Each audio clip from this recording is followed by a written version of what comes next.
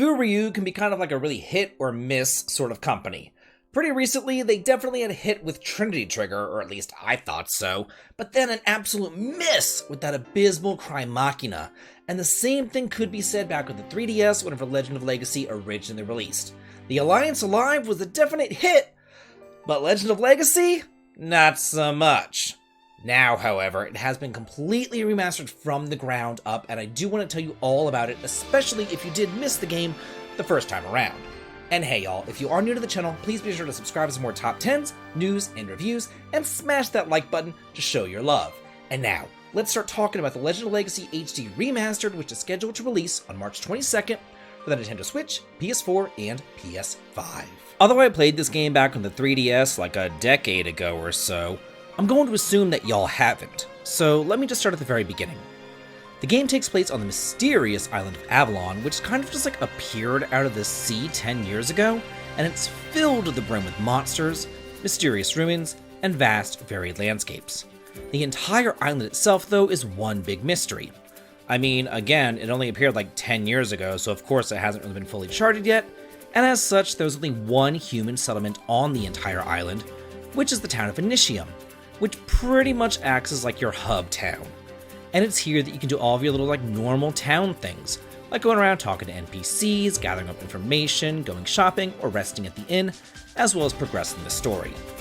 Well, what little story there is to be had, because I've kind of already told you the entire story. Yeah, I know, unfortunately there's not a lot of story here. The story, in a nutshell, is Avalon is mysterious. Go out and explore this mysterious land, and whenever you're done exploring, come and tell the king about all of your explorations.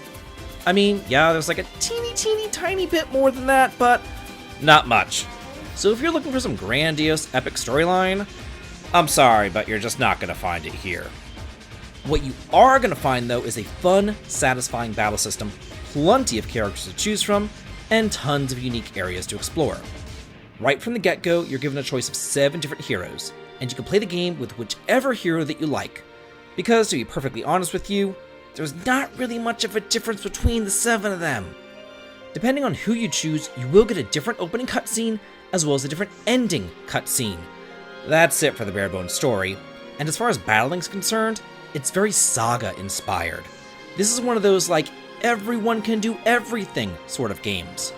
I mean, all the heroes can equip the exact same weapons, they can all use the same armor, and they can all use all the various spells as well. It's just that certain heroes have better affinity with the different spells as well as the different weapons, so then they'll be able to like spark more abilities or spark them easier or gain more strength with certain attacks. But at the end of the day, they're still kind of carbon copies of one another. Anyway, go about, grab your hero, and here I chose like the little frog dude, and then 2 other random heroes will end up joining you. And then you're off to explore Avalon. And here is where the main meat of the game lies. And I'm just going to be flat out honest with y'all like I always am. 99.9% of this game is exploring all the different areas, filling up those maps, and fighting battles. So, if you're the kind of person who just loves going into new dungeons, poking around and seeing what there is to see, fighting turn-based battles and experimenting with different equipment as well as finding treasure, then you're going to be having a blast with this title.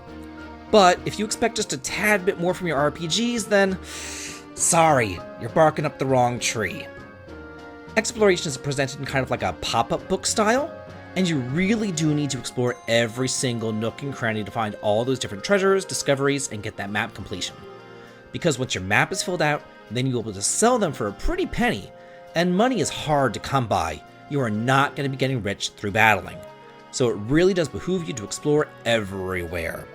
I do remember a couple of other games in the past that did this, like Final Fantasy IV on the DS, as well as Star Ocean 3. But in those 2 games, it was painful to get that 100%. Here, it's easy breezy though. You'll get the map completion like no problem, so don't stress too much about like hugging the walls or anything. Besides, the maps are absolutely gorgeous in this whimsical, charming watercolor style. I just cannot get enough of all these different areas and the glorious art style used here. Now, while exploration is a good half of the game, the other half is battling. So let's talk about that now. And whenever I do explain this, it might sound super complicated, especially if you haven't played a Saga game before, but I promise you, it is not that deep, it is not that complex, so just bear with me here. At its core, this is your basic turn-based battle system, but there are some twists that make it its own unique thing. First things first, as the battle starts up, you're going to choose a formation. You're going to get to focus on your defense, your offense, or your support. It's up to you. Many times in the harder battles, like the bosses and stuff, you're going to want to have like a tanky character up front blocking for all of your party members, while those in the back row just do all the fighting. Or for the easier battles, you just want them all to go all out just to kill them really quickly. Then there's the weapons. As I said before, everybody can equip everything, but again, some characters are better at certain weapons than others, and the more that you fight with a certain weapon, the more abilities will kind of like awaken or spark from your characters. And each ability has a different power level and effect. Many of them are free to use, though the more powerful ones will cost SP or skill points, and you can only use those attacks until you run out of skill points, although you do regenerate 1 skill point per turn. Also, through the course of battles, you might gain like more attack power, more defense power, more HP, just various stats will go up, just like in the aforementioned Saga games. Magic, though, is a whole other beast. There are 3 different elements that you can wield: water, wind, and fire. In order to use those spells, you have to have an item equipped that has the same element of the spell that you want to use.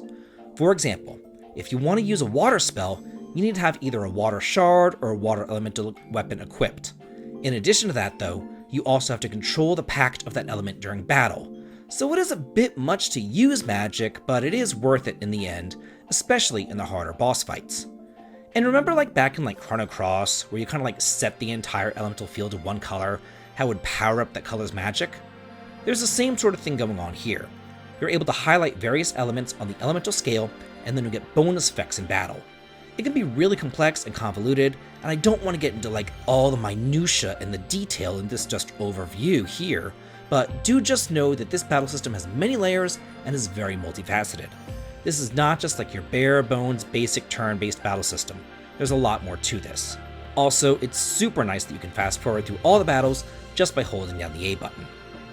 Now, don't be fooled by the charming, cute graphical style here. It's adorable, but on the same side, there's definitely a challenge to be had. If you're knocked out in battle, you're going to lose a percentage of your maximum HP, and then you have to go back to the inn to rest and restore it. And it's the same way that death kind of worked back in Breath of Fire 4. And if you're overwhelmed and need to run away, unfortunately, you don't just run from that battle. You actually run all the way back to the beginning of the zone, which I guess is like a good way to escape a dungeon in lieu of an exit spell. One thing to note though, all of your HP are restored at the beginning of each battle, so do feel free to go out, and you also don't have to like heal up between battle, which is so nice. Now, I definitely do have some annoyances here. I've got to say, why can't you make a hard save anywhere? Why can you only make a hard save at the inn? Yeah, you can do quick saves and stuff, but it's just not the same. It just seems like a really odd holdover from the 3DS that was left in. Also, whenever you're purchasing equipment, there's no way to compare it to your older equipment. So you have to go into the shop menu, see what's for sale, exit out of the shop menu, go into your menu, see what you have equipped, look at those stats, go back into the shop menu, see what they have for sale, look at those stats, and then go from there. It's super annoying.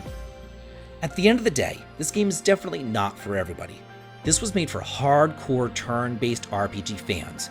People who don't need a lot of fluff and they just want to like dive into exploration and battling. And if that sounds like you, then be sure to pick up Legend of Legacy whenever it does release for the PS4, PS5, and Nintendo Switch on March the 22nd. So that's it for my review. How do you feel about the game? And did you play it back on the 3DS? Or are you going to be picking it up for the first time in the modern systems? Let me know in the comments, because I'd love to hear from you. And if you like what I do here on the channel, please head on over to the Patreon side for early access to my videos, as well as behind the scenes photographs. The link to it is over in the video description. And as always, please like, comment, and subscribe, and have a good day.